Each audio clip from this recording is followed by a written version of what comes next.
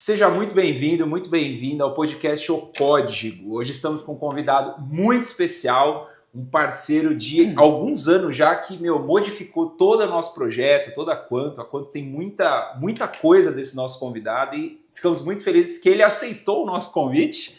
É uma agenda extremamente cheia, então você vai ter o privilégio hoje de aprender muito com Julian Antonioli. Muito obrigado pela sua presença, obrigado. Julian.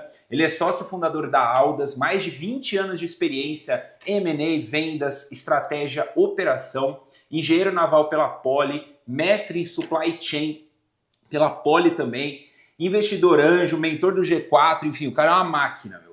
Ele é o mentor dos mentores, né? Você vai ouvir muito. Exato, o mentor mentor dos mentores do G4. Inclusive, quando a gente decidiu, né, fazer a mentoria com o Julian, um amigo nosso, o Rafa da Filozon, ele falou que já tinha feito vários cursos do G4 e que é o melhor. O melhor mentor lá. Ele foi um aluno lá. Ah, mas é disparado, pô. Disparado. Uma coisa que eu gosto muito do Julian é que mesmo com toda essa bagagem, ele consegue se conectar com qualquer um, assim. E não é tão simples, né? Porque você tem que falar de temas que estão lá em cima e vir aqui para baixo e ainda conseguir fazer sentido para as pessoas. Isso eu acho incrível. É para poucos, por isso que é o mentor dos mentores. É isso aí. Muito obrigado, Julian. Seja muito bem-vindo. Eu que agradeço o convite, galera. Muito legal estar aqui, falar um pouquinho com a turma aí. Excelente. Bom, eu sempre gosto de trazer algumas perguntas para direcionar, né? Sempre baseado na experiência do nosso convidado. Então, já vou começar com a primeira aqui, ó. Tá. Qual que foi o primeiro momento da sua carreira que te mostrou que você não era mais só um executivo e sim um empreendedor de verdade? Que você saiu da área de executivo e foi empreender. Onde foi essa virada de chave? Acho que, cara, primeiro assim, ó. Essa transição, para mim, ela aconteceu de uma hora para outra, tá? Então, ela foi acontecendo aos poucos, né? Então, eu me formei em engenharia porque eu queria ser engenheiro. Eu queria ser engenheiro de competição, né? Tá. Aqueles caras que trabalham com engenharia automotiva em competição. Eu queria ser engenheiro de Fórmula 1. Fiz engenharia naval para isso. Caramba! Né? E aí fui trabalhar com isso e daí percebi, cara, não me vejo fazendo essa mesma atividade pelos próximos 10, 15 anos, que era tipicamente o que a evolução como engenheiro ia demandar. Você tem que ficar super especialista em um negócio e para isso você demora um tempão. Cara, apareceu uma oportunidade de ir para uma multinacional, trabalhar. Então eu fui para a GM, fiquei na GM um tempo, trabalhei na equipe de competição, saí de lá, fui para uma multinacional alemã chamada T-Systems na época, que vendia sistemas de engenharia e manufatura para grandes empresas, para Volks, para Mercedes, tudo mais. Isso que ano? Só pra... 99, mais ou menos. Né? Bem no começo ali do boom, né? Me formei em 98, fiquei em 99 ali na GM, 99 para 2000 fui para essa empresa. E aí, o que aconteceu? Quando eu cheguei lá, eu fui atuar na área de engenharia também, né? Como gestor de uma área de engenharia. Mas eu comecei a ver cada vez mais que eu gostava mais da atividade de desenvolver negócios e não de entregar os projetos. Então isso foi me levando... Com muita gente isso acontece, né? Você faz uma formação e tem uma ideia do que vai ser. Eu tinha uma ideia muito romantizada do que era engenharia. Comigo na medicina foi a mesma coisa. Eu tinha uma ideia, acho que muito romantizada. E depois que a gente começa a encarar a realidade, a rotina, às vezes não é. Você vê que não é exatamente o que você pensa. A formação é ótima, me ajuda muito até hoje, o jeito de pensar e tal, mas aí acabei migrando mais para a área de desenvolvimento de negócios, e daí na área de vendas dentro dessa companhia. E aí fiquei lá um tempo, cresci rápido nessa área, comecei a falar assim, poxa, legal, tô fazendo isso bem. Mas aí também eu percebia que assim, eu era muito confinado dentro das regras daquele negócio. E eu falava assim, cara, eu preciso estar num ambiente onde eu consiga definir essas regras e não estar confinado nas regras que me são colocadas. E de novo, não estou questionando se elas são certas ou erradas. É porque você está numa multinacional, você segue o playbook da multinacional, né? E aí surgiu essa oportunidade, um amigo estava saindo para começar esse negócio, participar da Spring Wireless na época, e os caras estavam precisando de alguém para tocar toda essa área de vendas, operações, e ele falou assim, tem um cara que está lá nessa empresa que eu conheço, talvez valha a pena ele vir para cá. E aí ele me apresentou para os fundadores, e aí falando com os fundadores falaram assim, não, vem aí, né? E acho que foi esse momento da virada de chave, porque daí sim eu caí... Como sócio nesse fui como negócio, sócio, aí foi aí que virou a chave de ter virado um empreendedor de verdade. Porque ali eu recebi o papel em branco. Eu falei assim, ó, a gente quer resolver este problema de negócio, era uma solução voltada à automação de equipes em campo, atender essas grandes clientes que têm um monte de equipe na rua. Aí a gente precisa de ajuda em como montar vendas, como desenvolver esses negócios, como convencer os caras, como desenhar a proposta de valor.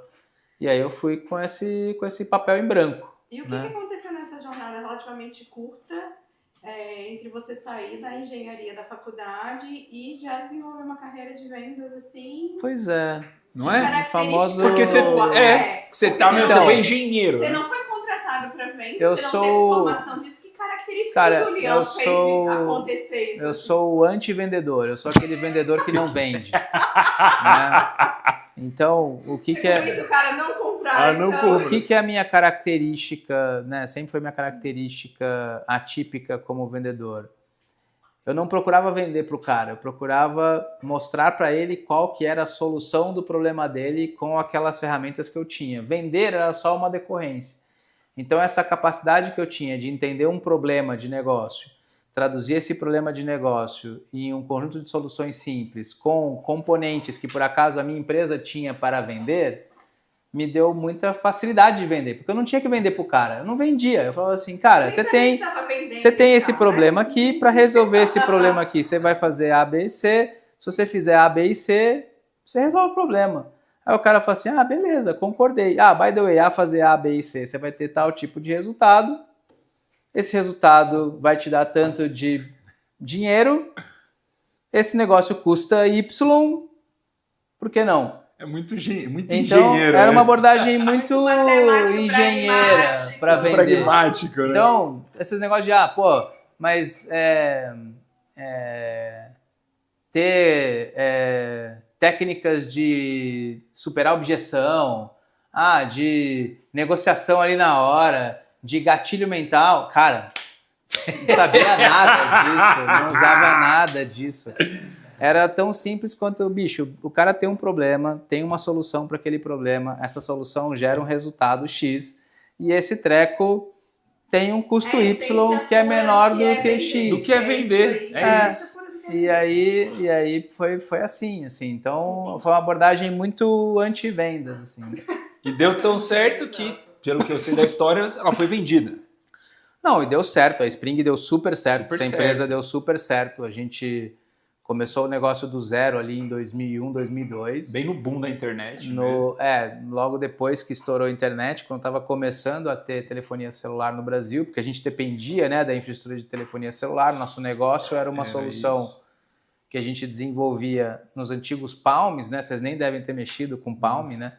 Nos antigos Palm Tops, era um aplicativo que rodava lá e você sincronizava isso com os servidores.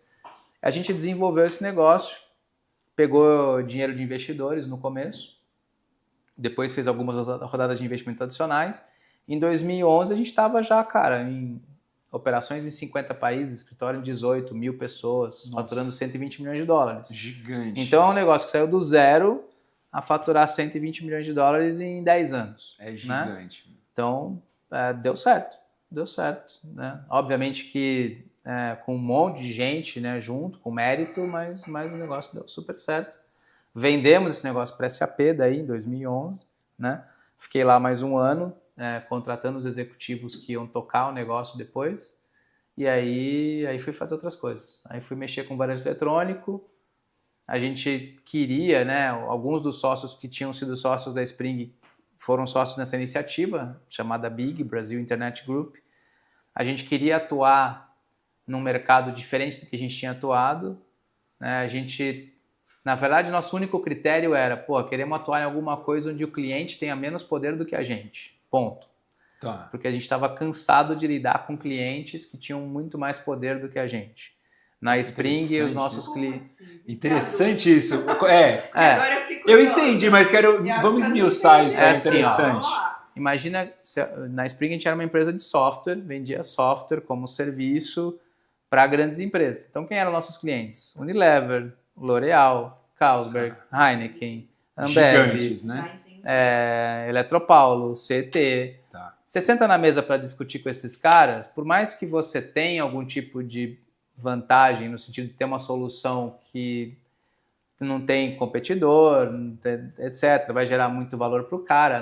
No final das contas, quem tem poder são os caras. Eles que definem como eles querem contratar, de que forma, em que velocidade, de que jeito, né? Então, os clientes tinham muito mais poder do que a gente. Assim, né? Você está ali prestando, você está ali gerando valor para os caras. É uma relação de parceria, sim, é uma relação equilibrada, mas quando aperta, o cara tem mais poder, né? Entendi. E a gente fala assim, não, eu quero estar num cenário inverso, eu quero estar num cenário onde o cliente tem menos poder, né? Porque a gente estava cansado desse universo de lidar com esses caras grandes. E daí, pô, e-commerce, o cliente tem menos poder, porque é uma pessoa física que está comprando, né? Não é que ele não tem poder. Na coletividade, obviamente que se você não fizer um bom serviço, o cara vai te criticar, vai usar reclame aqui e tal, você vai se ferrar, né? É óbvio que você vai atender bem o cara, mas na negociação 1 a 1, você tem mais poder do que o cara, né? Você como fornecedor da solução tem mais poder do que o cara, né? Então, esse tinha sido um dos nossos principais requisitos no negócio novo, né? Segundo requisito que a gente tinha era algum mercado que tivesse começando um ciclo de transformação, porque a gente tinha pego um mercado onde a gente tinha aproveitado esse ciclo de transformação. Qual foi o ciclo de transformação que a gente pegou? A gente pegou um salto de tecnologia no Brasil que era assim, pô, em vez de internet móvel se espalhar, internet fixa, desculpa, banda larga se espalhar, internet móvel vai vir antes.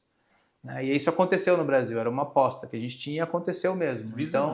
Então, ter apostado nessa mudança de tecnologia deu para a gente uma vantagem. A gente fala assim, pô, se a gente pegar alguma macro tendência como essa de novo, temos chances de ter outra vantagem. E daí a gente enxergar o mercado um pouco na frente. E daí a gente viu ali que pô, o mercado de varejo eletrônico estava começando a decolar no Brasil ali em 2011, 2012, mas ainda eram mercados subpenetrados, eram mercados onde a penetração do digital versus do físico era muito baixa.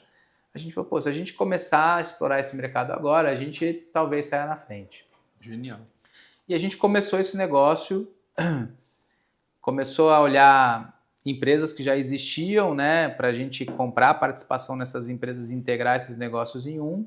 Fizemos isso ao longo de 2 anos e aí a gente, finalzinho de 2014 ali, foi a mercado para captar realmente dinheiro de verdade, porque até ali a gente estava botando dinheiro próprio nas participações, para comprar 100% dessas empresas. E no meio desse roadshow, uma das possíveis pessoas que a gente chamou, olhou como investidor, falou assim, não, eu não quero investir nesse negócio, eu quero comprar esse projeto e tocar esse negócio daqui para frente. E a gente fez conta na época, achou que fazia sentido e acabou saindo do projeto, vendendo o projeto antes do que a gente imaginava. A gente achava ali que, pô, tava ali Dilma 2 ali, Dilma se reelegendo, a gente achava que o varejo ia ter alguns anos difíceis, para a gente ficar colocando dinheiro próprio, talvez fosse uma jornada muito mais longa do que a gente imaginava. Essa era uma oportunidade que fazia sentido monetariamente para a gente, o custo de oportunidade. A gente acabou vendendo esse projeto. Então você vendeu 2 negócios? Vendi 2 negócios em 10 anos, né? O primeiro demorou 10 anos, de 2001 a 2014 foram 2 negócios. Olha isso. Né?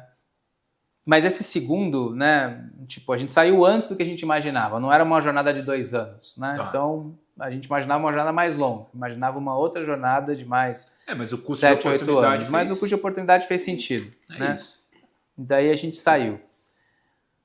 E aí, cara, nesse momento éramos 4 sócios, eu, o França, o Marco França, o Condé e o Alex.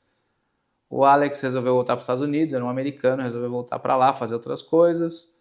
O Marcelo, nessa época, acho que estava casando, tinha acabado de casar, também estava com outros projetos para ele. Ele falou assim, cara, vou tocar esses outros projetos, talvez depois faça alguma coisa. E eu e o Marco, a gente falou assim, putz, e agora, o que a gente vai fazer?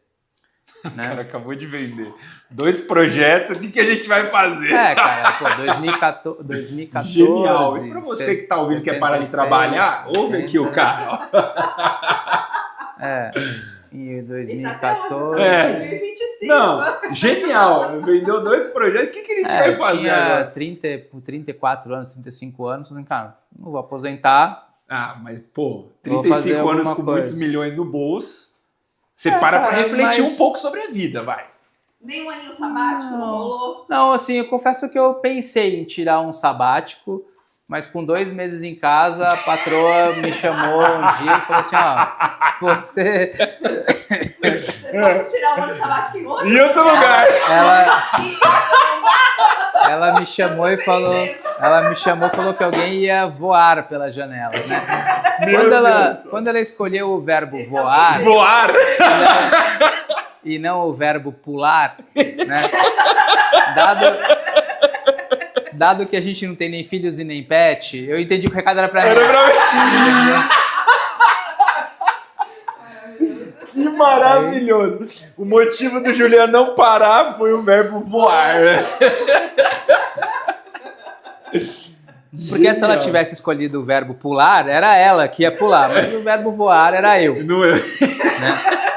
Um belo de um incentivo. Né? Aí você voou. Não, cara, e aí que começou a acontecer? Assim, muito dos caras com quem a gente tinha trabalhado antes começaram assim, poxa, tô tendo um desafio no meu negócio aqui, preciso de ajuda. Pô, gasta um tempo comigo, vem aqui uma vez por semana, 1 horinha, 2 horas, eu te pago para ser meio que advisor, conselheiro. Esse negócio de mentoria, essas coisas não existiam muito ainda de maneira super estabelecida nessa época, né? Aí a gente falou assim, cara, tá bom, vamos fazer o seguinte, então eu e o Marco, vamos montar uma consultoria para ajudar essa galera a tentar implementar um pouco do que a gente fez nos nossos negócios e que deu certo.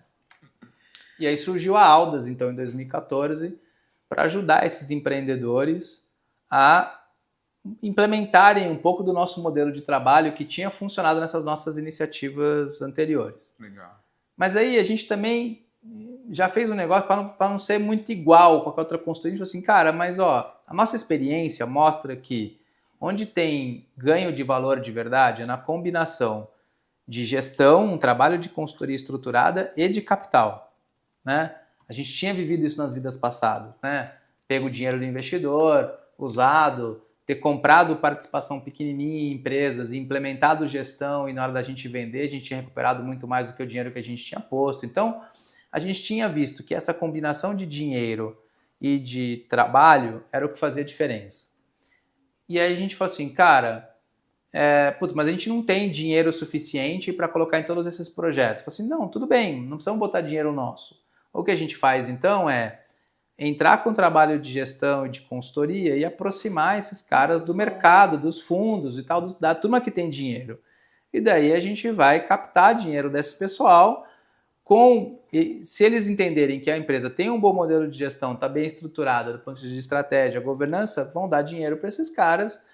Em a gente executando bem, vai dar retorno, todo mundo vai ficar feliz, os fundos vão ficar felizes, o empreendedor vai ficar feliz, a gente vai começar a construir track record, porque vai ter mostrado para os fundos que onde a gente está tem mais retorno, a gente vai mostrar para os empreendedores que, se ele trabalhar bem em gestão, ele acessa capital mais fácil, com capital e com boa gestão ele ganha mais dinheiro, todo mundo ganha.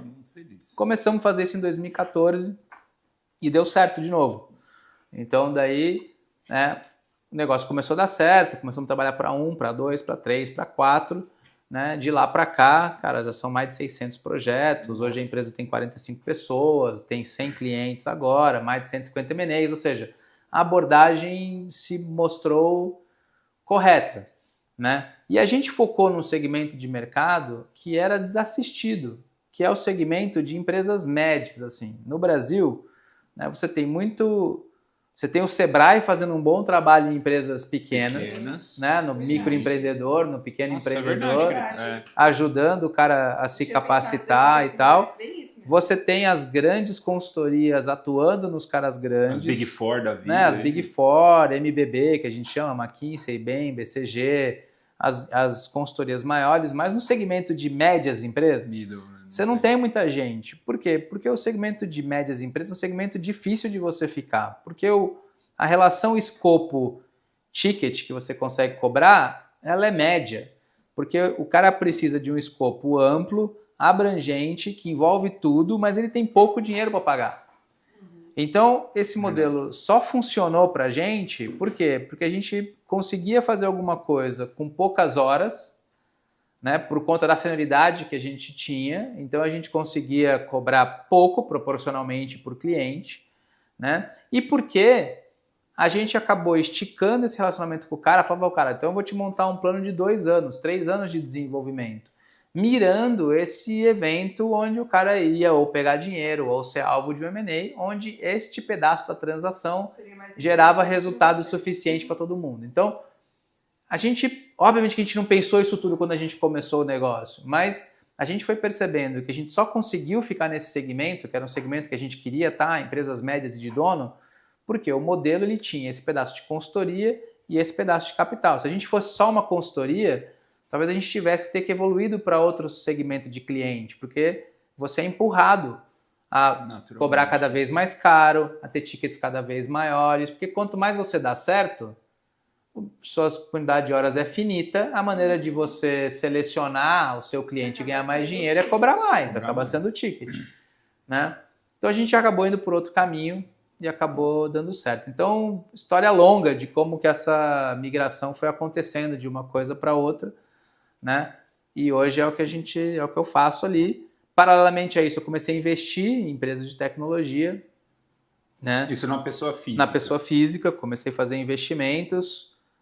Primeiro porque era uma maneira de eu me manter atualizado sobre o universo de tecnologia, porque eu tinha que estudar sobre os assuntos que eu queria investir. Segundo, porque, cara, você vai ficando mais velho e você vai perdendo contato com as pessoas. Os caras que você conhece ou viraram suco, ou seja, deram errado, ou deram muito certo. Suco. Virou suco, o cara virou suco, deu errado, ou deram muito certo, estão super executivos em algum lugar. E se você precisar de gente para colocar em algum projeto, né? Tava querendo fazer consultoria, desenvolver, investir em empresas, ia precisar de gente para voltar em projeto. Você tinha que conhecer uma galera mais nova. Uma das formas de conhecer essa galera mais nova é acompanhar os projetos que esses caras estão fazendo, investir em alguns caras. Nem todo mundo vai dar certo. E alguns desses caras eventualmente se aproveitam em outras coisas. Mas você conhece gente. E você vai conhecendo gente. Então, esse movimento de investir, ele foi, primeiro, para me manter educado sobre os temas. Segundo, para poder expandir minha base de relacionamento a pessoas mais novas, que daí eu podia acessar para poder eventualmente usar essas pessoas nos diversos projetos que a gente estava envolvido, né? E, cara, como eu conhecia um pouco do universo de tech, você acaba tendo um olhar um pouco mais refinado e você consegue escolher empresas eventualmente diferente de um investidor financeiro clássico, né? Que está olhando só o aspecto financeiro. Obviamente que você erra nos primeiros investimentos, mas você vai criando a sua tese e isso vai te mostrando que você vai eventualmente escolhendo bons ativos para investir. Legal. E aí comecei a fazer isso. Hoje você pega que rende de investimento na empresa? Não, cara, assim, eu comecei fazendo cheques muito pequenos, né, em 2014, e hoje os cheques individualmente, 300, 400, 500 mil reais. Então são empresas que estão no estágio ali seed, né, que a gente chama, né? Pô, é o melhor momento. Já não é family and friends, é o momento depois, né, o estágio de seed. Ainda é um momento de muito risco, sim, né? Mas também se acerta.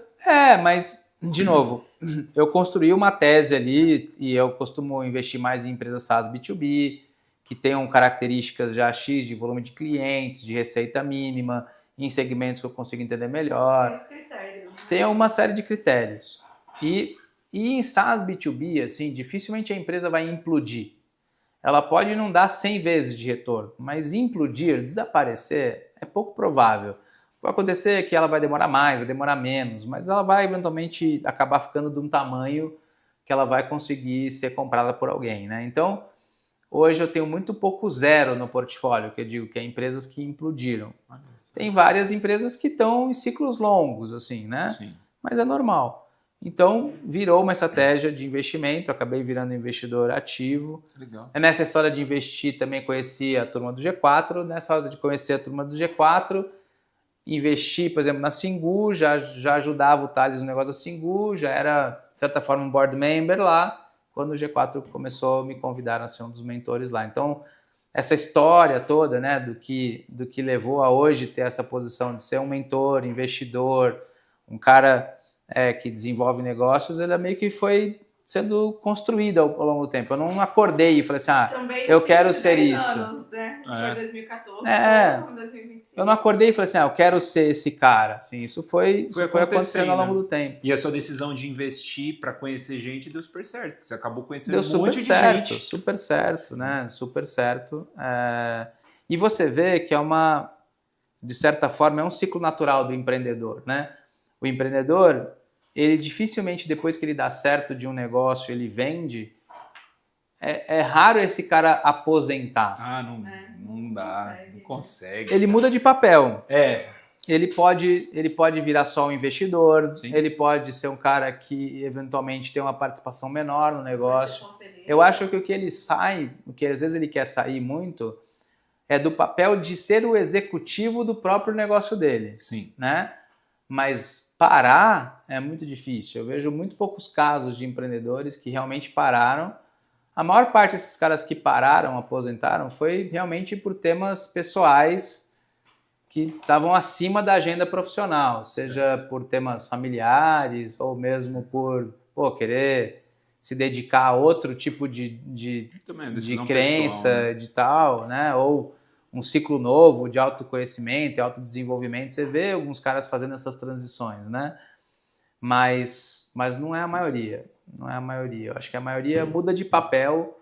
O que o empreendedor não quer, eventualmente, é ser o executivo do seu próprio negócio. Porque cansa, ser o executivo do seu próprio negócio cansa. E esses precisa ter esses dois chapéus muito claros na cabeça, né? O papel de empreendedor / dono e o papel de executivo, né? E a gente tá nesses dois papéis e usando esses dois chapéus no negócio o tempo inteiro. E às vezes a gente não sabe qual deles está incomodando a gente. Eu falo isso muito para os médicos. O médico tem o papel de médico e de dono da clínica, o empreendedor. São duas cabeças. São duas cabeças. E às vezes ele nem tem o de dono, ele só mas não tem o papel, não tem o chapéu. Ele adoraria não ser. Ele adoraria estar fazendo só o trabalho clínico, eventualmente. Tem vários que me falam isso. Na grande maioria das vezes, além de adorar não ser, ele infelizmente acredita que ele pode só contratar uma secretária, um funcionário que pronto já que vai fazer esse papel para ele. Eu já ouvi assim, Stefano, não quero que você resolva, eu só quero atender. Eu já ouvi isso. Falei, cara, como aí? Eu não consigo resolver tudo, meu. Mas é isso, assim, vem no pacote, né? Essa necessidade de você ser ao mesmo tempo empreendedor, executor e gestor, ela vem no pacote. E cara, não é todo mundo que é feito para isso, e mais do que isso, são atividades muito diferentes. Uhum. O empreendedor tem algumas características que são antagônicas às características do gestor. E por isso também que muitas vezes o empreendedor tem dificuldade de ser um bom gestor, né? Porque pensa assim, o que define o empreendedor? Características básicas que definem o empreendedor. Cara, quais são? Um cara com coragem. Eu acho que um cara corajoso. Um cara com coragem. Que gosta de arriscar. Esse aí. Que não gosta de rotina. Que tá sempre pensando em alguma coisa nova. Aqui é agoniado. Que tá muito mais preocupado com o futuro do que com o presente. E que detesta ser colocado numa caixinha. Legal? Esse é o empreendedor. Legal? Beleza. Dá esse job description para um gestor. Ele fica maluco. Fica maluco. O cara precisa de rotina. Por quê? Porque o gestor é um cara que curte rotina. E que sabe o valor da rotina, que gosta de melhoria contínua ou que deveria acreditar em processo de melhoria contínua, que adora ter uma definição de responsabilidade clara, porque afinal de contas aquilo define o que ele pode fazer e o que ele não pode fazer. Não necessariamente gosta de muito risco, ele está muito mais preocupado em estabilidade e desenvolvimento, certo? Cara, é antagônico. Rotina e progressão muito lenta. É antagônico. Realmente não. Ele quer saber o que esperar, porque assim ele consegue se programar. É antagônico ao empreendedor.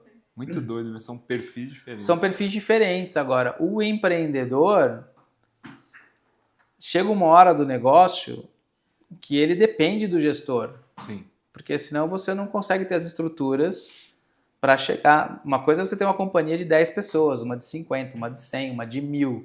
Não tem como você ter uma empresa de 100, 200 pessoas sem ter gestores, né?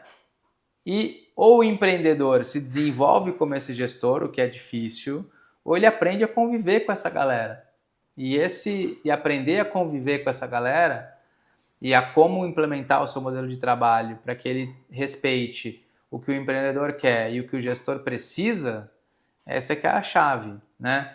E esse que é o desafio dos negócios de maneira geral. Por isso que tem negócios que eles param de crescer, porque eles não conseguem respeitar essa dualidade entre o empreendedor e o gestor. E a mesma pessoa, ela não consegue ser as duas coisas. É muito difícil, muito difícil. Pegando esse gancho que você falou de crescer, na sua visão, qual que é a maior ilusão que os empresários carregam sobre o que significa crescer? Crescer, para eles, é só aumentar faturamento.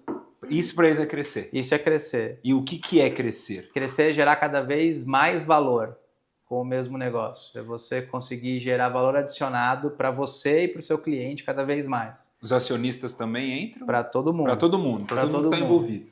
E aí, quando você muda essa chave de que o que interessa é você gerar mais valor, e vamos generalizar, valuation. Tá. Valuation não é função de receita. Valuation é função de velocidade de crescimento e é função de capacidade de geração de resultado e caixa. Então, o faturamento é só um pequeno componente disso, né? Óbvio que quando você cresce, você fatura mais, sim, né? Mas caixa, né? Vem muito mais coisa junto, né? E se você não fizer isso de uma maneira repetitível e previsível, você também não está gerando valor, porque você está só fazendo mágica. Interessante, hein? Você não está fazendo isso de maneira repetitível, sustentável, replicável, consistente. Então, na hora que alguém for te avaliar, por exemplo, ele não vai dar valor para aquele negócio, porque ele vai falar assim, poxa, eu não consigo entender a fórmula que esse negócio usa para fazer isso de maneira consistente. Entendi que aquele empreendedor é bom o suficiente, está sempre fazendo alguma mágica. Mas qual é a fórmula que faz aquilo de maneira consistente? Não tem. Cada mês ele faz uma mágica. Cada mês ele faz uma mágica, né, meu? Ele faz uma mágica. Todo mês ele faz, ou todo ano ele faz. Mas, pô, conseguir entender a fórmula que ele usa para fazer isso de maneira repetitível, fazer isso de maneira gerenciável, sem que dependa absolutamente da mágica que ele vai fazer? Não. Então esse negócio não é um negócio comprável, não é um negócio investível, não é um negócio que dá para levar para o próximo patamar, né? E qual que é o maior erro que trava o crescimento dessas empresas, na sua visão? Eu acho que tem alguns. Eu acho que um é falta de planejamento. O brasileiro, ele não gosta de planejar, ele gosta de fazer. Ele acha que planejar é perder tempo. Então, acho que esse é um primeiro erro, assim, não dedicar tempo suficiente para planejar, para testar, para validar coisas. O que seria um tempo ideal? Pega assim, o range de empresas que a gente está falando, né, as médias. O que seria um tempo ideal para o cara planejar? Não, cara, você monta um planejamento bem detalhado, estruturado em 3, 4 meses. Você monta o planejamento. De quantos anos para frente? Para 3, 4 anos. Você faz o exercício de planejar 3, 4 anos de maneira estruturada em 3, 4 meses. Você valida as hipóteses desse plano em 6 meses. E aí vai ajustando. E aí você vai acelerando, você vai ajustando isso ao longo do tempo, né? Lembra, a gente mesmo nos nossos exercícios ali, muitas vezes vocês vinham dizendo assim, cara, a gente vai fazer isso aqui e vai sair sentando a bota nesse negócio. Eu falo assim, calma, cara, calma. Testa 2 meses esse treco aqui. Sim. Testa 2 meses essa hipótese, vê se esse negócio está funcionando antes de sair fazendo. E tinha vezes que vocês voltavam assim, funcionou, e tinha vezes que vocês voltavam fazendo assim, cara, não funcionou. E a gente não tinha conseguido dar tiro nisso antes, no papel. Falou assim, não vai funcionar. Não, parecia que ia funcionar, pô. Sim, o Excel aceita tudo. O Excel aceita, a descrição parece que faz sentido. Você teve 2, 3 casos que te mostravam que, parece que faz sentido. Agora tenta fazer isso em 100 casos. Sim. Puta, cara, quando eu fui fazer em 100 casos não rolou. Aí o que você aprendeu com isso? Eu aprendi esse negócio. Tá bom, então vamos ajustar essa hipótese. Então, eu acho que esse é um ponto, assim, falta planejamento, né? E como você equilibra a intuição e os dados para a tomada de decisão? Porque para você fazer um planejamento, você tem que ter muito dado, muita informação, mas também tem que ter o feeling, né? Pegar o exemplo que você falou, tava vendo um negócio da macro tendência, como é que você equilibra O feeling isso? é a hipótese, eu acho que o feeling é a sua hipótese. Você constrói a sua hipótese fundamental, muitas vezes, com base naquilo que você está enxergando, aquilo te gera uma hipótese. Então, o exemplo que você deu aí, você está vendo que é uma macro tendência a penetração de e-commerce. Essa é uma hipótese. É uma hipótese. Isso. A hipótese é de que, poxa, com o advento de penetração maior de internet móvel, né, com a melhora nas plataformas de tecnologia, com a adoção cada vez maior por parte das pessoas de smartphones, você vai ter um impulsionamento para vendas digitais versus vendas físicas. Sim. Legal. Como é que você valida isso? Tá bom, vamos ver as estatísticas. O que está acontecendo com isso? Os mercados estão aumentando a penetração de um versus o outro? Você está vendo mais investimento nesse canal versus o outro? Em outros países que eventualmente estão mais maduros nessas mesmas coisas, onde penetração de internet é mais alta, penetração de telefonia móvel é mais alta, a taxa de penetração de varejo eletrônico é mais alta? Poxa, então tudo leva a crer que isso vai acontecer aqui. Qual que é o problema disso? Qual a velocidade? Não tem como saber. Não tem como saber. Né? Então, às vezes acontece também de você estar totalmente certo, mas está no timing errado. Nossa, que interessante. Por quê? Porque a velocidade específica de adoção daquele negócio você não vai conseguir medir, né? Você não vai conseguir saber. E você estava errado? Não, você não estava errado. Você só entrou antes do que deveria, né? Isso mata uma empresa? Pode matar, porque você pode não ter tração suficiente para captar dinheiro suficiente, gerar resultado suficiente para estar no momento certo, na hora que aquele negócio pegar a tendência. Então, às vezes o negócio é um bom negócio, só está no time errado. É por isso que às vezes você não precisa ser o primeiro naquele negócio. Porque às vezes ser o primeiro custa muito. Putz, que visão interessante. Né? Então, é bom que você aprende com os que erraram, né? Exato. Né? Porque a pessoa que vem primeiro, principalmente se for um mercado, ela vai ter que capinar o mercado. Ela tem que educar o mercado, ela tem que fazer essas coisas todas. Aí chega um cara depois, que às vezes chega até com mais investimento. E já aprendeu, já aprendeu com o que o primeiro fez, com a abordagem que o primeiro fez. Putz, ele tentou isso aqui, já não funcionou. Então, assim, e o duro de empreender é que essas coisas todas contam. Então, tempo leva tempo. Às vezes time, às vezes está com tudo certo. Timing certo. Produto certo. Tá com dinheiro, errou na formação de time. Já era. Ou deu um pau entre sócios. Que por acaso era um time certo, mas deu algum pau por alguma razão. Esse negócio desmonta. Tudo do resto desmonta. Então, é difícil você atribuir a um fator. São vários fatores, né? E pegando esse gancho que você falou de time, o que um fundador, na sua visão, não pode delegar? Mesmo crescendo... A visão do negócio. Os próximos passos. O propósito, a visão, de onde ele quer chegar, o que ele quer fazer, que dor ele quer resolver, que problema que ele quer resolver no final do dia. Ele não pode delegar para isso. Só que eu vivo de fazer estratégia para as empresas. Tá. Mas quando o cara procura a gente com uma absoluta falta de visão, é impossível a consultoria suportar e resolver isso para o cara. Porque se eu resolver isso para o cara, eu estou colocando a minha visão no que ele deveria fazer.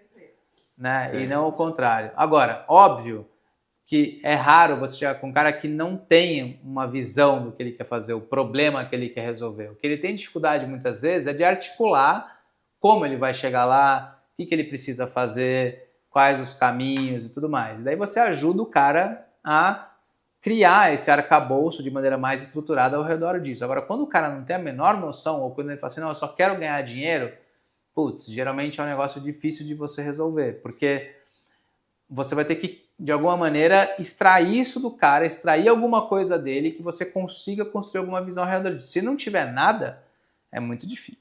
É muito difícil, é um projeto que a gente já sabe que, cara, não vai muito longe. É difícil você pegar a gente assim ou não? É difícil, é raro. É raro. Porque pro cara tentar alguma coisa, até para ele buscar uma consultoria, né? Isso que eu ia falar, até para ele estar num nível de conhecer o Julian, a consultoria dele. É raro. Já aconteceu, mas é raro. De conhecimento, entendimento. É raro. Mas é interessante, né? Não pode não delegar a visão. Às vezes o cara quer delegar isso aí. Ele não quer mais, né? Aquilo que você falou, sair do executivo, mas, cara, o cara tem que estar lá para ver. Se o cara já não enxerga mais o caminho que ele deveria ir como negócio, essa é uma das razões pelas quais as pessoas vendem os negócios. Fala assim, cara, não tô... Se ele está numa situação como essa, ele tem dificuldade de entender qual que é o potencial que o negócio vai ter, até de acreditar qual que é o potencial negócio, de mercado, acreditar. Então, se esse é o momento, geralmente o cara fala assim, tá bom, então talvez eu tenha que vender esse negócio. Por quê? Porque, do meu ponto de vista, eu esgotei o que eu poderia fazer para ele, e daí talvez a melhor coisa aqui seja capturar esse valor que eu criei até aqui e que alguém leve isso para o próximo estágio. Né? Então essa decisão, essa é uma das perguntas que a gente tem falando sobre a venda de empresa. Que assim, o que muda mais quando o cara vende uma empresa? A conta bancária ou a forma como você enxerga a vida? O que muda? Porque pensa, você, o cara fala... eu acho que muda... Cara, depende, né? Eu acho que depende um pouco, mas eu acho que muda mais a conta do que a maneira do que você enxerga a vida. Eu acho que você não muda como indivíduo, você não muda suas crenças fundamentais, você não muda essas coisas. O que te trouxe até aqui. Mas o fato de você ter uma conta bancária que te dá um pouco mais de segurança te permite tomar mais risco. Sim. E um bom empreendedor que toma mais risco, em geral, tende a dar certo também. Os caras não param. Então, é por isso que você fala assim, mas o cara fez dinheiro e faz cada vez mais dinheiro agora que ele fez dinheiro. Por quê? Porque ele, primeiro, ele tem acesso a uma série de coisas que ele não tinha antes, ele tem acesso a pessoas que ele não tinha antes, ele tem a possibilidade de tomar risco, coisa que ele não podia tomar antes, porque ele não podia errar, porque ele não tinha dinheiro ainda, agora ele tem dinheiro, se ele errar, ele errou, paciência, vai para a próxima. Né? Então, você tem uma caixa de ferramentas adicionais depois que você coloca uma quantidade de dinheiro no bolso. Facilita algumas coisas. Né? É por conta do dinheiro? Não, mas é aquilo que ele proporciona, é o conforto que ele proporciona. E dá confiança se você já tem e sabe que fez. E você muda como empreendedor nesse sentido, de você falar assim, cara, de certa forma, você tem um carimbinho assim, dizendo assim, eu sei fazer essa parada. Melhor ou pior, eu sei fazer esse treco. Já fiz bem uma vez, já fui até o final, né? Eu lembro que uma vez a gente estava conversando, e o Stephanie falou assim pra mim, não sei o que e tal, se algum dia der tudo errado, você é médica, você pode ir lá e fazer um plantão. Eu falei assim, não, hoje eu sou empresária, se der tudo errado, eu vou fazer outro negócio e não vou fazer um plantão. Não tem mais volta pra mim, assim, não vou fazer um plantão no hospital, uma vez que eu sei vender, que eu sei empreender, que eu tenho coragem de me arriscar, não vou. É completamente diferente. É isso, né? Eu acho que é por isso que é difícil, né? O cara, a gente fala que tem uma mosquinha do empreendedorismo, que depois que pica as pessoas, é difícil ela voltar para trás. É difícil mesmo, porque esse negócio é meio inebriante, assim, de você criar coisas. É um prazer, né? Você gosta. Parece piegas, mas você não faz isso pela grana. Porque muitas vezes você vai ganhar mais dinheiro em outras coisas, mas você faz isso pelo poder que você vê de construção. Eu acho que isso é o grande motivador, né? Esse aspecto de você perceber a criação, o seu poder de criação sobre alguma coisa, eu acho que esse é o que faz a diferença para o empreendedor, ele enxergar essa capacidade de criação de alguma coisa e como isso afeta os outros que estão ao redor, né? Então, acho que esse é o principal motivo pelo qual as pessoas continuam empreendendo. Você já viu muito negócio dar errado por conta de ego dos fundadores? Bastante. Porque eu vejo, por exemplo, você é um cara, altíssimo nível e, aceitou vir conversar aqui com a gente e tal. Isso mostra muito sobre a pessoa, mas eu tenho certeza que você deve ver um outro lado, assim, de caras até que nem são lá essas coisas, mas tem o ego acima de tudo. E o ego eu vejo que ele pode ajudar ou não. É que também tem aquele negócio, né? Hoje, como a internet não tem essa, tem os famosinhos. Cara, se a gente for pensar o que o Julian que a gente sabe que ele é. Que a gente sabe, né? A gente sabe que ele é, inclusive, pros famosos. Pros famosos. Ele não é esse tipo não, mas veja. Internet, menos ainda, né? Mas veja, assim, o que é esse Mas negócio? é interessante hoje, porque hoje a gente tá no mundo digital, né? As pessoas vendem um negócio lá. Stefano, assim, eu acho que assim, a gente é muito bom em tentar colocar as coisas assim, o cara deu errado porque tem ego. Tá bom. Tá. eu posso te dar 1000 exemplos de cara que deram certo porque tem ego. Também tem o lado... Por quê? Porque o cara, ele tem uma autoconfiança inabalável no que ele... Até onde é ego e até onde é autoconfiança. O que define uma coisa e outra? Interessante. Então, a gente tem que entender, assim, que a mesma coisa que gera muita sombra, geralmente gera muita luz. As coisas que são habilidades muito fortes de uma pessoa geram pontos fracos daquela mesma pessoa. A maneira com que ela entende e respeita isso que faz diferença. Então, não é o ego que faz o cara dar certo ou dar errado. É ele não reconhecer que ele deixou o ego tomar controle. Ou a mesma coisa com o autocontrole. Não é a autoconfiança que faz alguém dar certo ou dar errado, mas é o cara perceber que ele deixou isso tomar controle sobre o resto. Então, cara, dá para dar um monte de exemplo. Caras que deram errado porque tem ego, caras que deram certo porque tem ego. Caras que deram errado porque tem um comportamento explosivo, caras que deram certo porque tem um comportamento explosivo. Sempre souberam usar isso bem a seu favor. Então, essas características, elas podem ser bem ou mal usadas, né? O importante é você reconhecer quais são as suas características. E que essas características vão te gerar pontos de cegueira. O fato de eu ter, por exemplo, eu tenho uma capacidade de síntese muito grande. É uma das coisas que me ajuda muito em estratégia, planejamento estratégico. Por quê? Porque eu consigo pegar um negócio complexo e eu consigo traduzir aquilo em poucas coisas simples que vão fazer diferença. Por outro lado, eu consegui trazer o time comunicado no que eu quero fazer o tempo inteiro, para mim é difícil pra caramba. Por quê? Porque eu não consigo ir no nível de detalhe e ter o nível de explicação talvez necessária para o cara chegar no mesmo ponto que eu tô. Porque minha capacidade é uma capacidade de síntese. Eu vou falar 2, 3 coisas, vou achar que eu entreguei essa mensagem para a turma, vou achar que o cara entendeu e ele não entendeu. Legal. Aí você fala assim, mas você dá aula, você não sei o que lá, você consegue... Eu resolvi dar aula para eu poder desenvolver essa habilidade de conseguir transformar essa característica, de ter essa capacidade de síntese em algo que eu consiga passar para uma pessoa que tem muito menos base do que eu e que ela entenda. Porque se eu conseguir fazer isso, eu estou me desenvolvendo em como trabalhar esse negócio. Então, parte do reconhecimento de que uma puta habilidade sua gera uma puta deficiência para você. Olha que interessante. Que é como é que você mantém uma galera que está lá na ponta, que você não tem contato com ela, informada sobre o que você está fazendo, sem você ter que ter uma característica que você não tem. Eu não sou um cara que fala pra caramba, que é super extrovertido. Não sou. Eu sou um cara que tem essa capacidade de síntese. Eu falo pouco. Pra que eu vou falar muito? Exato. Entendeu? Fala o suficiente, o necessário. É importante se reconhecer essas coisas e trabalhá-las a seu favor. Os seus sócios, hoje são quantos sócios? Na Alda são 12, somos 12 sócios. 12 sócios? É um partnership, como todo negócio de consultoria, né? São 12 sócios, eu e o França somos 2 sócios controladores, somos os fundadores, os sócios controladores, né? A gente tem um peso maior na gestão de dia a dia, eu tenho um papel de CEO, então eu puxo a gestão do negócio do ponto de vista. Mas são 12 sócios, né? E a gente vê essas características complementares nessas pessoas. Então, por exemplo, tem caras que são os caras, tem pessoas que são as pessoas mais do equilíbrio, que quando o negócio ferve é o cara que ali traz todo mundo de volta para o equilíbrio, que contemporiza as coisas, né? O França tem habilidades complementares à minha em uma série de questões, né? Então, cara, a gente vai se completando nessas personas, né? E acho que isso é o poder da sociedade. Sim. Uma boa sociedade não é aquela em que os sócios são iguais, é aquela em que os sócios são complementares. E eles são complementares e respeitam as habilidades dos sócios que eles não têm. E não diminuem os sócios por eles não terem as mesmas características que eles têm. Isso é de complemento, né? Ele não e sim de diminui. complemento.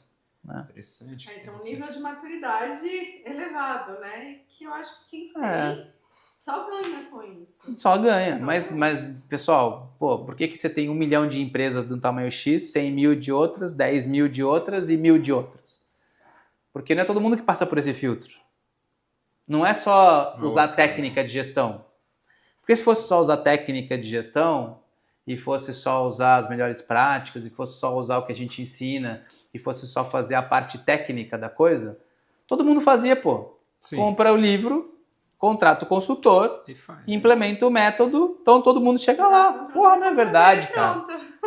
Pensando por esse lado, tem o outro lado, entendeu? Tem o lado de, as pessoas envolvidas, a maturidade envolvida, como elas vão lidar, como elas vão se desenvolver ao longo do tempo. Então, é normal. A questão dos relacionamentos, você acha tão importante quanto a técnica, quando a gente coloca para o crescimento de uma empresa? O que é mais importante? A parte de gestão tal ou o cara saber se relacionar? Eu acho que ajuda, as duas coisas ajudam. Eu acho que nesse ponto, assim, é mais fácil um cara com muito relacionamento crescer mais rápido no começo, mas ele vai dar teto antes. Tá? Então, você pegar duas empresas no mesmo ponto, assim, no mesmo ponto de partida, um cara com relacionamento e um cara só técnico. O cara com relacionamento vai começar a abrir frente, mas o cara técnico, a chance é que no longo prazo ele vai passar esse cara. Agora, ele também vai dar um teto se ele não desenvolver essa habilidade. Do mesmo jeito que o cara de relacionamento pode desenvolver os aspectos técnicos. Então, eu acho assim, eles têm peso equivalente. Eu não acho que tem uma vantagem. De reconhecer aquilo que você falou, de reconhecer as suas deficiências e suprir isso de alguma forma, ou contra o sócio, ou buscando. A gente estava nessa discussão hoje lá no nosso. Hoje por acaso hoje a gente tem uma reunião de sócios, e estava lá na reunião de sócios hoje discutindo exatamente isso. Falando assim, que a gente, por definição, talvez não tenha uma orientação como companhia a explorar mais essa parte de relacionamento, de networking, de exposição. E isso é um limitante para a gente. A gente deveria explorar isso mais, né? Por quê? Porque o outro lado a gente tem muito forte. Técnico, modelo, estrutura, capacidade de entrega, track record, beleza, tudo isso está lá. Agora, o fato de eu ter isso aqui não deveria ser um substituto de fazer esse outro trabalho. Né? Famosas verdades não excludentes, eu deveria fazer as duas coisas. E ao fazer as duas coisas, eu vou potencializar essas duas coisas. Porque eu vou conseguir construir, ter exposição, construir relacionamento que me ajuda nesse sentido. E o fato de eu fazer um bom trabalho e expandir um bom trabalho para esse relacionamento que eu estou criando, também uma coisa reforça a outra. Então, de novo, cara, difícil, não dá para escolher. Tem coisas que você tem que... O que você tem que fazer é priorizar, entender o momento que você está. Você está num momento onde faz sentido você explorar muito relacionamento, você está com todo o teu back-office todo bagunçado, quadrado, você não está conseguindo atender seus clientes? Não faz. Por quê? Porque se essa iniciativa der certo, você vai implodir. Tá. Né? Do outro lado, você só fica no ambiente técnico, você vai conseguir crescer? Não vai, Se você não desenvolver vários canais, então assim, entender momento. Pegando esse gancho, então, por exemplo, o trabalho que o pessoal do G4 faz, gosto muito que eles unem as duas coisas, né? Eles unem a parte técnica com a parte... Sim, eles fazem um ótimo trabalho. Tipo, a parte de social ali. Então, isso é importante. Fazem um baita trabalho nisso.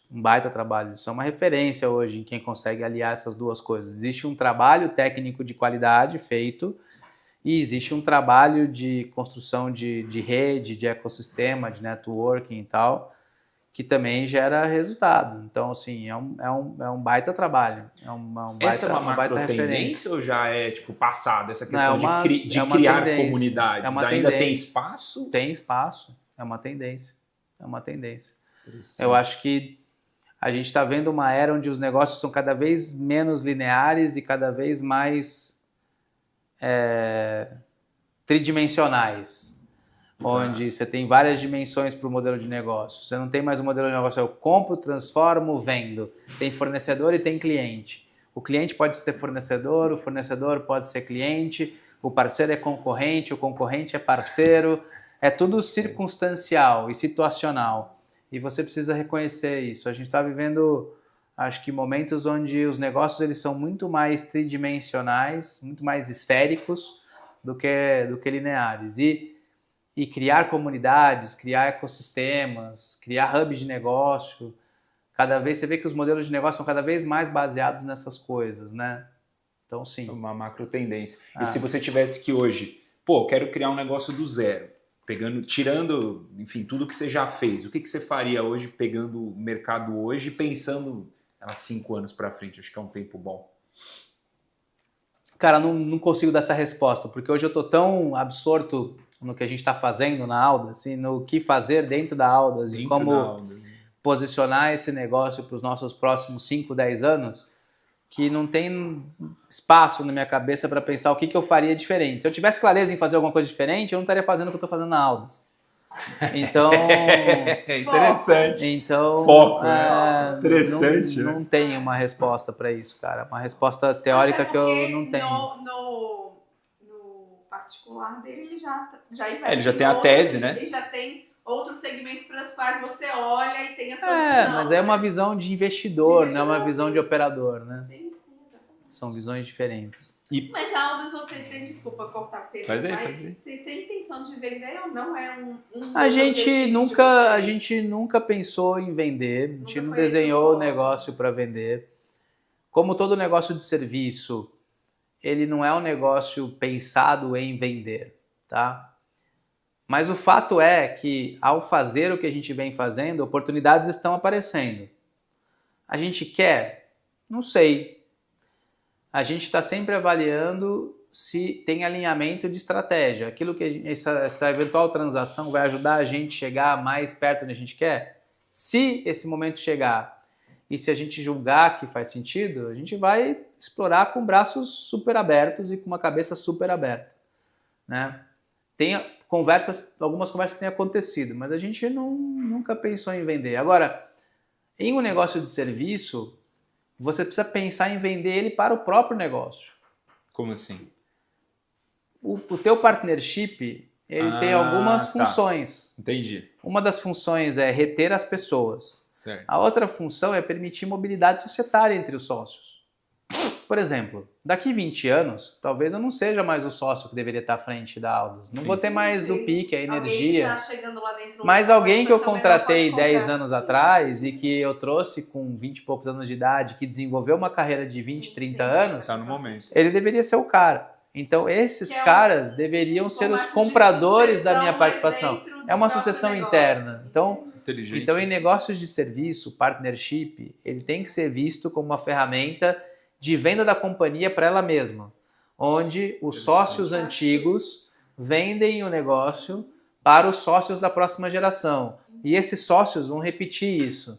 E esse ciclo ele vai, né, se perpetuando. Vão entrando novos, menores, que vão ficando maiores, e os caras que eram maiores vão ficando menores, e tudo bem, é isso aí. Esse é o ciclo de vida de um negócio de serviços, né? Sim. Muito interessante. Várias visões. Estou anotando várias coisas aqui. Tem um monte de coisa. Um negócio que você falou que eu achei incrível, que é o que gera muita sombra, gera muita luz. Isso é interessante, né? Que às vezes o que é um problema para o cara pode ser um negócio que vai ajudar ele. É a dualidade de tudo, né, gente? A dualidade de tudo. Mas aí você pode usar isso a seu favor ou deixar isso te prejudicar a ponto de te quebrar. O importante é você reconhecer isso, né? E não achar que as pessoas têm uma chavinha que você fala assim, olha, Julian, liga seu modo agressivo agora. Agora desliga. Não, peraí, cara. Liga seu modo asas. Liga, não você vai voar, né? Liga modo asas. Liga o modo asas que agora você vai Sua patroa. Liga. Agora desliga, né? Pô, liga o modo acelerado, agora desliga. Não dá, cara. Entendeu? Não é a mesma pessoa. A pessoa tem algumas características. Elas né, estão lá. O que você vê, Juliano, nas grandes empresas e médias também, que as pequenas não fazem e que poderia mudar completamente o jogo? Porque eu tenho uma visão assim, que a grande empresa foi pequena um dia. Então, para o cara ter chegado lá, ele fez algumas coisas, né? E aquilo que você falou, por que algumas são assim, outras são assado? O que são algumas coisas para o cara conseguir crescer? Cara, assim? Eu acho que o empreendedor pequeno, né, ele vive uma dualidade que, primeiro, ele tem muita dificuldade de contratar gente. Tá. E contratar gente boa. Ele quer contratar gente barata. Cara, não é boa. Não rola isso, tá? Então, contratar gente boa é sempre barato. Porque gente boa vai performar. Na hora que a pessoa performar, o custo específico dela é irrelevante. É irrelevante, pô. Então ela ficou barata, cara. Gente boa é barata. Gente boa é barata, ponto. Muito bom isso. Tá? E tem muita. E assim, quando o cara não percebe isso, ele tem muita dificuldade de trazer gente boa. Segunda coisa, para você crescer, você tem que estar preparado para perder o controle. Você não tem controle sobre tudo. Você não vai ser o cara envolvido em tudo, não vai ser tudo do seu jeito, não vai ser tudo com os seus olhos, não vai ser tudo como você faria. Se você não estiver preparado para viver essa jornada e abrir mão do controle e entender que sua capacidade de gerar resultado, ela começa com a sua capacidade de fazer, mas ela termina com a sua capacidade de influenciar os outros a fazerem o que precisa, você está muito frito, porque você não vai chegar lá. E acho que é isso que muitas vezes as pequenas empresas ou empreendedores que são pequenos, no começo, eles precisam ter muito controle. Por quê? Porque qualquer erro mata o cara. Sim. Qualquer despesa a mais mata o cara. Qualquer desvio mata o cara. É a capacidade dele de fazer que faz a diferença. Né? Mas isso vai mudando ao longo do tempo. Tá? Interessante. Então é isso. Acho que é isso. E quando o empreendedor pequeno, médio, enfim, quais são os principais indicadores que ele precisa enxergar ali que, porra, não pode deixar de ver esse negócio? Cara, eu acho que primeiro, retenção de cliente. Tá. Não tem negócio que sobrevive, pode vender bem pra caramba, cara, não tem negócio que sobrevive a pouca retenção. Concordo. O churn ali, né? Você tá falando. Churn, retenção, pô, isso é muito foda. Se você não tiver um modelo de retenção ou de recompra, vamos falar assim, recompra, porque tem negócios que não tem receita recorrente, o cara não fica teu cliente permanentemente. Não é isso que eu tô tentando dizer, mas pelo menos recompra. Ou se não tem recompra, por exemplo, um negócio que não tem um índice de recompra alto, imóvel, você não tem um índice de recompra alto, você não vai vender o mesmo, você não vai ter um cliente que compra imóvel de você a cada 2 anos. Mas então que ele gere um impacto naquele cara tão grande, que aquele cara seja um promotor permanente da sua marca. Que ele vai falar para os brothers dele assim, eu comprei o imóvel daquele cara. E é isso que quando você fala assim, mas aquilo tem uma marca reconhecida. O que é a marca reconhecida? O cara conseguiu trazer esse atributo de qualidade para dentro do nome dele. Por quê? Porque os clientes geraram esse tipo de reconhecimento.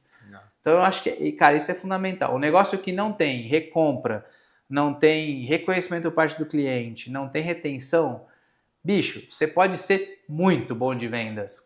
Esquece. Você vai ter um teto, vai ter uma hora que você não vai crescer mais, você vai dar limite. Né? E vai ter uma hora que essa reputação dessa quantidade de clientes todas que passou por você e não volta, e não te indica, e não te recompra, e não te recomenda, esses caras viram uma âncora para o negócio. Porque daí você tem mais gente falando mal do que você tem gente falando bem. E daí já era. Então, eu acho que essa é a principal métrica. Retenção, então? Retenção. Segundo, seus que a gente chama seus unit economics, suas métricas unitárias têm que ser boas. Não dá para você ter um negócio cujas métricas unitárias são ruins. Seu LTV sobre CAC é ruim, acabou. Sua margem bruta é ruim, acabou. Sua geração de caixa é horrorosa, bicho, vai ser muito difícil sair do lugar. Entende que nenhuma vez o que foi faturamento, né? As pessoas ele não falou, né? As pessoas só falam de venda, chato isso. Faturamento é um resultado. Faturamento é consequência. Não, mas até a gente entra em margem, porque tem que explicar muito. Falar, cara, te vender 1 milhão e deixar 50 mil não é tão bom quanto vender 100 e deixar 100. Às vezes a gente vê vender 200 e deixar 100, né? X, você fala, nossa, que big faturamento. Aí quando vai ver... Nem paga as contas. Faturamento, cara, assim... É o de assim... menos para para um crescimento, né? Para vocês terem uma ideia, assim, já teve... Obviamente, hoje em dia, a gente até tem como referência, porque tem que comunicar para dentro e as pessoas precisam entender. Mas já teve épocas da Aldous não ter meta de faturamento, cara. Olha só. Ter meta de volume de cliente, ter meta de ticket, ter meta de retenção, ter meta de geração de caixa, mas não ter meta de faturamento. É contraintuitivo, né? Isso, muito bom. É interessante você falar isso, ainda mais ouvindo de um cara como o Juliano. Mas é o que, consequentemente, vai te fazer faturar. Sim. Esse aí tem mais algum? Você falou retenção, tem parte dos unit econômicos. De métricas? Acho que essas duas, cara, assim, obviamente que qualidade daí, né? Você não tem uma métrica de qualidade do que você está fazendo. Acho que o resto vem. Eu poderia falar assim, tração. Se você tiver essas duas, tração vai vir. Tá? Se você tem essas duas, se você tem essas duas, faturamento vai vir. Retenção, exato. Né? Tem uma métrica, que você está precisando de métricas, né? Tem uma métrica de time, ter um turnover altíssimo, não dá. Você tem um turnover altíssimo, você não está mantendo gente. Se você não está mantendo gente, você provavelmente tem um problema de cultura. Seja na origem, porque as pessoas não estão ficando, ou seja, você não consegue formar a cultura num time que está mudando o tempo todo. Então, ela pode ser criada? Cultura nunca é criada. A cultura ela é lapidada. Ela é reflexo do que é o empreendedor e o comportamento do empreendedor. E ele passa isso para a galera. Isso eu passo para a galera. De maneira... O duro é que passa de maneira explícita, implícita, intencional e não intencional. Tudo que você faz, intencional ou não, forma a sua cultura. Forma a cultura, porque a galera vê o que você faz. Ela percebe o que você faz, o que você deixou de fazer, a maneira com que você se comporta, a forma com que você... Né, o quão alinhadas suas mensagens são. Então não adianta você falar assim, aqui a gente é uma empresa que dá muito peso para a força do trabalho. Tem que trabalhar muito. Beleza, você prega isso. Você quer que o cara chegue aqui às 7 da manhã e saia às 8 da noite. Mas o dono chega às 11, nunca vai. Sai para almoçar 12:30, joga tênis até às 3, volta, fica até às 6 e vai para casa. Ele vai conseguir imprimir essa dinâmica de hard work se ele não tem essa dinâmica de hard work? Esquece. Não vai? Vai. Entendeu? Então, ele na hora que ele está fazendo isso, ele está dizendo, mas eu quero uma cultura X. Sim, mas você está... É aquela questão, né? Se a cultura ela não está alinhada e ela não é verdadeira com o que o sócio é, com o de novo, que ele né? dá, vai se criar uma outra cultura ali dentro que é paralela. É que não é criar uma outra cultura. A cultura que você está verbalizando não é a cultura que você está vivendo. Sim. E a cultura que você vive sempre supera ou suplanta ou encobre aquela que você verbaliza. O que você precisa é garantir que você está verbalizando e comunicando aquilo que você de fato é e crê, né? Ou que se você realmente acredita que tem alguma coisa que você não é e deveria ser, você precisa fazer, você precisa transformar seu posicionamento e seu comportamento para viver aquilo, porque senão você não vai conseguir. E é por isso que processos de transformação de cultura não são simples, porque eles envolvem mudanças de comportamento que muitas vezes elas são até não perceptíveis, a pessoa não percebe que ela tem aquele comportamento, né? Então esse é um desafio. Sensacional, Juliano. Estamos partindo para o final, eu sempre gosto de fazer algumas perguntas que envolvem o lado pessoal. Até por conta da internet hoje, a gente vê muito, cara, ainda mais agora recentemente, aquelas rotinas malucas, aqueles caras que, o cara acorda 2 da manhã e vai dormir sei lá que horas, já fez 500 coisas até às 6 da manhã, essas bizarrices que a gente vê na internet. E aí eu queria entender de você assim, você já é um cara com know-how, como é que você nessa trajetória equilibrou a sua vida pessoal com... Cara, vender empresa, fazer tudo o que você faz, assim. Existe um equilíbrio? Qual que é a verdade? Cara, acho que perfeito não existe um equilíbrio perfeito. E se você talvez fizesse essa pergunta para minha esposa, ela desse uma resposta diferente da minha. Né? Mas... Ela tem a visão dela, né? Curiosa de fazer essa pergunta pra ela. Ela tem a visão dela, né, meu amigo? Ela tem uma visão dela. Mas, cara, eu acho que Eu acho que você tem fases. Tá. E você precisa respeitar essas fases. Certo. Não dá para você estar no 100% da velocidade máxima o tempo inteiro. Você não tem como, isso não é saudável também. E você reconhece isso ao longo do tempo, que você tem que ter ciclos onde você está dando mais ênfase para alguma outra coisa e tal, né? Então eu acho que o equilíbrio existe no sentido de você não estar em equilíbrio o tempo inteiro, no sentido de estar moderado. O equilíbrio não é assim, meu medidor está em 50 o tempo inteiro. Tá. Equilíbrio está em você reconhecer quando o teu medidor tem que estar em 100, quando ele tem que estar em 90, quando ele tem que estar em menos 10, em menos 20. Quando que você tem que dosar essas coisas para que, na média, em um horizonte de tempo longo, você perceba que você viveu algum tipo de equilíbrio. Você nunca ficou só num extremo e nem ficou só em outro. Mas o conceito de que você permanece em equilíbrio, ele é errado. Entendeu o ponto? Sim. Então, sim. Porque nem é humano isso. Nem humano, né? Então eu acho que é isso, cara. Acho que nesse sentido, eu até consegui manter isso, em parte por culpa da minha esposa mesmo, responsabilidade dela, de vez em quando ser o freio e falar assim, não, cara, peraí, segura a onda aí porque tá too much. Né? Será que você não deveria fazer alguma coisa diferente? Ela e amigos próximos e pessoas que de vez em quando olham para você e falam assim, cara, menos, pra que tudo isso? Pra quê? Por que você quer fazer mais? Por que você tá indo nessa velocidade? E daí, de vez em quando, essas chamadas, elas te colocam em perspectiva, né?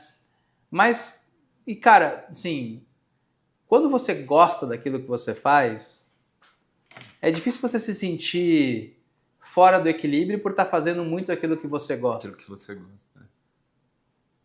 O duro é quando você está fazendo o que você não gosta.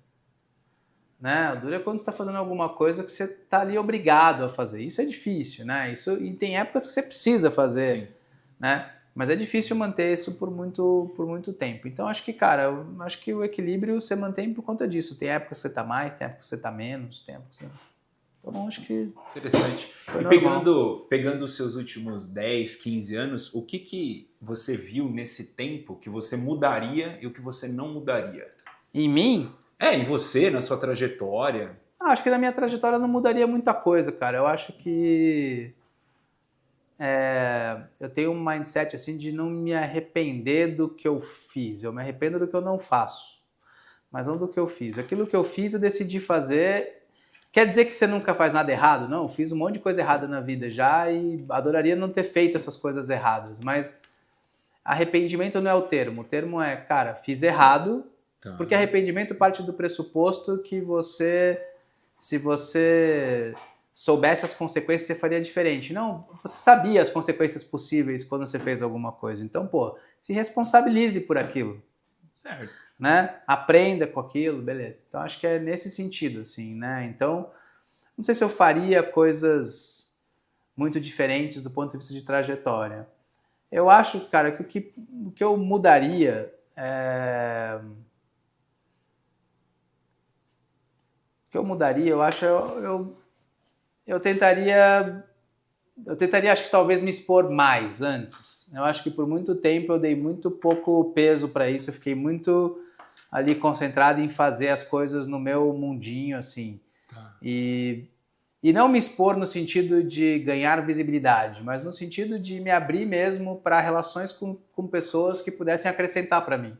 Né? Porque quando você se expõe e quando você abre isso e quando você começa a aparecer, isso gera um outro lado também. Você se torna acessível para muita gente e se você tiver uma cabeça aberta para permitir que essas pessoas, que esses relacionamentos também te afetem de algum jeito, que você também aprenda com eles, você cresce muito, né? E então eu acho que eu perdi essa oportunidade por muito tempo. Poderia ter feito isso antes. Talvez tivesse aprendido mais. Mas acho que a gente te percebe muito acessível, né? Talvez só não se exponha muito, mas você passa a sensação de ser acessível. Não ao contrário. Não, mas eu não diria que eu não... Então, mas acho que esse é o ponto mesmo. Eu deveria ter começado isso antes. Isso é uma coisa que você mudaria, né? Mudaria, teria começado isso antes. Não porque eu não fosse acessível, eu falasse, não vou ter, mas é porque eu não me permiti né, não me expus no sentido de poder ser acessado por pessoas e vice-versa, né? Muito bom. Pergunta filosófica essa. Mas são perguntas filosóficas, eu gosto de trazer, né? Que a gente vai para a última, que envolve um pouco essa parte de filosofia. De entender assim, Julia, você com a visão que você tem até agora, o que você enxerga com a IA no impacto assim geral de trabalho, de pessoas, de relação? O que você enxerga isso para os próximos anos? Cara, eu acho que... Você é um cara que pegou a internet no começo, eu vou te devolver com uma pergunta, assim. Você pensa em internet hoje? Se eu penso? Cara, não. Você pensa que isso é uma coisa que existe ou não existe, ou você simplesmente usa? Eu uso. É a mesma coisa. Já. IA vai ser a mesma coisa. Você não vai pensar em IA, você não vai falar assim, qual que é o efeito? Vai ser uma ferramenta ubíqua, como está em outras coisas que é. Você pensa como que... e-mail já é, você pensa que, você usa energia numa fábrica, tem energia? Não, você não pensa. Tá? Quando criaram o vapor na Revolução Industrial, tem vapor agora, não preciso mais de cavalos, eu tenho energia disponível para fazer alguma coisa. Hoje em dia não é um fator mais. Internet não é um fator mais. Pensar em, nuvem como um negócio... Não é mais. Cloud, para mim, IA vai ser a mesma coisa. Mas vai substituir as pessoas? Não vai, como nenhuma dessas outras coisas substituiu as pessoas. O que vai fazer é empurrar essas pessoas para outras atividades, através das quais elas vão ter muito mais produtividade e muito mais capacidade de fazer coisas que a gente nem sabe o que, usando essas ferramentas, né? Então, eu acho que essa é a minha visão. Você vê com bons olhos, então. Eu vejo com bons olhos. Agora, como investidor, hoje eu tenho muita dificuldade de investir. Em coisas de IA? Eu tenho dificuldade de investir em coisas de IA. Por quê? Por quê? Porque, veja, você investiria em internet em 2000? É a mesma lógica. É a mesma lógica. Seria Bitcoin quando começou, né? Você investe na aplicação que está usando aquilo bem para fazer alguma coisa. Eu hoje tenho dificuldade de entender o que são aplicações, o que não são, o que é olha o cara. Então... É o mesmo questionamento que às vezes eu falo assim, cara, eu estava numa palestra, alguém falou disso, qual é a IA, Letícia? Aí eu pergunto, não tem SA. Então tem muita informação e muito conceito, mas pouca coisa palpável. Que você está dizendo. Você vai investir no quê? Na usabilidade de algo para algo, e não na IA. Eu tenho dificuldade de investir na IA. Eu tenho facilidade de entender se não, tá bom, o cara está resolvendo este problema de negócio. Com a IA. Se ele está usando IA ou não, X. O fato, obviamente, que se você olha 5, 10 anos para frente, vai ser difícil você enxergar algum problema de negócio que não seja resolvido em algum grau com alguma IA. Do mesmo jeito que hoje, imagina que chegasse alguém para você e falasse assim, olha, o meu negócio aqui não tem site... Eu não atuo com nada em internet. Entendi. Eu tenho fax e telefone. Entendi. Tá? Opero com carta. Nossa. E não tenho mídias sociais. Isso não... Você fala assim, cara, não tem como eu investir nesse negócio. Impossível. Por mais que ele estivesse fazendo uma coisa revolucionária. Tá com um método científico clínico revolucionário. Mas não faz, não faz sentido nenhum, pô. Entendi. Entendeu? Agora você fala assim, não, eu tenho um site, uso a internet muito bem. É isso que vai ser investir no cara? Não, mas são ferramentas que nivelam o jogo do ponto de vista de produtividade. Interessante. Então, eu enxergo o IA como isso, alguma coisa que vai nivelar o jogo do ponto de vista de produtividade, vai te botar num outro patamar de produtividade, num outro patamar de possibilidades, como foi a internet, como foi o vapor, como outras coisas que aconteceram na história da inovação para a humanidade. Né? Agora, não é ela o fator, entendeu? Sim. Ela é uma ferramenta, então é assim que eu vejo. Você se preocupa com a questão de empregos por conta da IA ou não? Não. Você acha que vai ser, a galera vai mudar naturalmente? Não, acho que não. Eu acho que não me preocupo com a escassez de empregos. É porque você comentou, vai mudar o perfil de empregos. A gente comentou da questão de contratação. Sim, complexo contratar. Pô, com a IA, o cara vai pensar, por que eu vou contratar se isso aqui pode resolver o meu problema? Eu acho que todos nós vamos ter nos nossos organogramas, né? Quando a gente for olhar os nossos organogramas, a gente vai ter pessoas humanas e vamos ter funcionários, os agentes. No nosso organograma, tá? Loucura isso. Agora, isso vai tirar empregos? Provavelmente não, porque vai dar um patamar adicional de produtividade para as empresas, que vai conseguir talvez elas fazerem maiores do que elas são e os empregos vão continuar acontecendo. O que vai acontecer é que a qualificação dos empregos vai mudar, né? E a gente já vem sofrendo com isso nos últimos anos. Se a gente olhar, especialmente em Brasil, se a gente olhar para isso, a qualificação de emprego no Brasil é difícil, cara. Você tem uma porrada de profissões no Brasil com pleno emprego, onde você não tem pessoas qualificadas, e você tem uma quantidade de pessoas que saem sem qualificação para o mercado de trabalho, para funções braçais ou operacionais, né? Então, essa dualidade arrisca ela piorar. Por quê? Porque essas posições aqui mais braçais, repetitivas, elas tendem a diminuir. Sim. Elas tendem a diminuir, né? Então, o que isso vai fazer? Vai fazer com que as companhias elas precisam ter cada vez mais um aspecto de formação mesmo. E é por isso que esse lado educacional das empresas vai ficar cada vez mais forte. Ou elas vão depender cada vez mais disso. Por quê? Porque você vai receber gente menos preparada no ponto de vista de formação. E você vai ter que conseguir educar lá dentro, né? Formá-las lá dentro. Você não vai conseguir achar o cara pronto. Nossa, Então essa sensação de que, pô, eu vou conseguir contratar o cara pronto, eu vejo isso com certa ressalva. Eu acho que você vai ver assim, não, a pessoa tem as competências, né? É quase como o vaso e a argila. Argila é boa? Tá bom, eu faço o vaso. Ah não, eu preciso achar um vaso pronto. Puta, vai ter menos vaso pronto na prateleira. Entendi. Tá? Isso é mais um desafio, né? Você vai ter que unir a contratação com... Pô, você vai ter que ver se Por outro lado, cara, você vai ter cada vez mais ferramentas para fazer essa educação. Sim. Mais método, mais processo, mais ferramenta. Então toda empresa precisa entender que ela será uma empresa de educação. Toda empresa ela vai ter um grau de formação dos seus colaboradores. Sim. E as que não tiverem não vão crescer, ponto. As que não tiverem vão ter algum tipo de limitação. Ou vão... Cara, você pode optar por não ter. Certo. O que você vai fazer? Você vai ter que roubar de alguém que fez. Tudo bem.